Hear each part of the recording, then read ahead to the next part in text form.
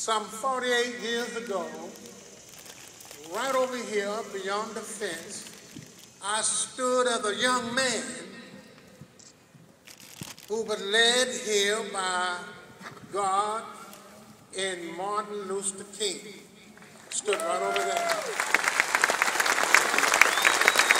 My first trip here to Washington, the first trip on a bus to go through Mississippi, which they dared us to come because they promised us they would blow the bus up. And we came and served, and I was in the sermon Dr. Martin Luther King preached, I have a dream. But let me say this. Can I get out of your hair?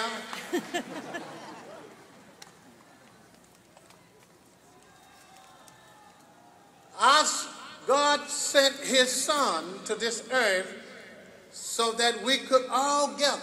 And I think that's the dream and the vision of Glenn Beck. And you would have to wonder, what was the audience participation? What would they give back?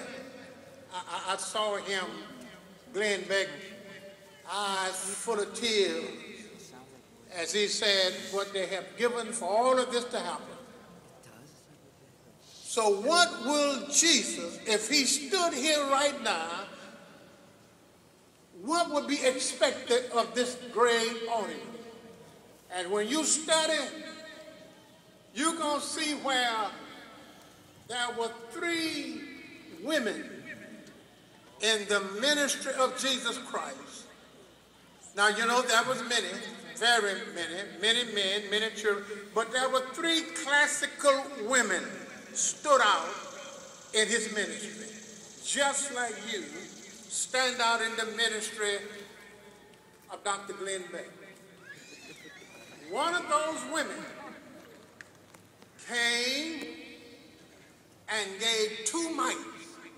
She said she gave all she had, which was 2 mites. We call them in the Bible the widow mite. She gave them as a gift when Jesus gave the offering. She gave all she had, and it was so powerful until Jesus stopped the offering and said, this woman will be remembered because her name is written down in the Lamb's Book of Life. And I came to tell you, you didn't come for nothing. You came to give your gift, which would be a gift of yourself. But there was another great woman. This woman gave the best she had, which was a box of anointment. She anointed Jesus' feet. Can you imagine? This woman went down and got at his feet. She didn't anoint his head, didn't anoint his hand, didn't anoint his body, but the what? The feet. And took her long silk hair, wiped the feet clean, and kissed his feet with her antiseptic mouth. What a great gift. And Jesus said, this shall be remembered, because she gave him a resurrection before he even died. You can do the same. You can pray, give the best you have for a young man named Glenn Beck. And thirdly, I close, I'm gonna walk back. There was another great woman, just like you, just like you.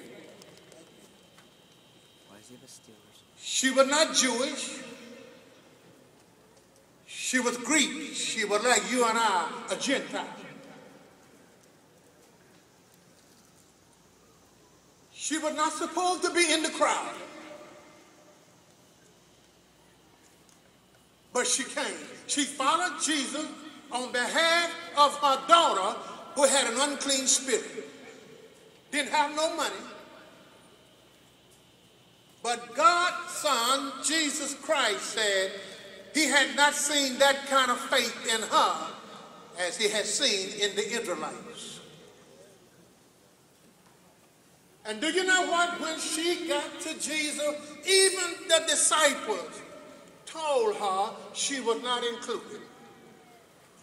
And when she spoke to Jesus in a begging voice, he ignored her. He would not say a word. And then when Jesus spoke, he said, should I take the bread from the table of the children and give it to a dog? She didn't get upset. She did not panic.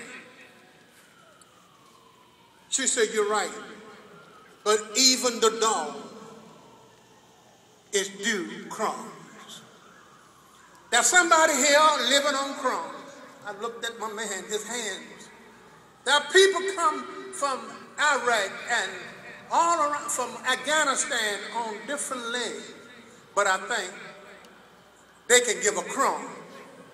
They can give all they have. She said, but feed the dog underneath the table. And I close.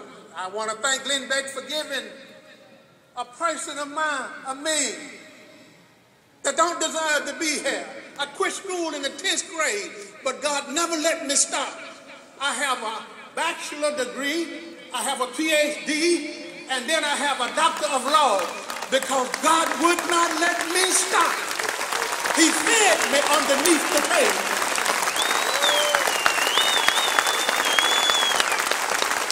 And I met a man this morning.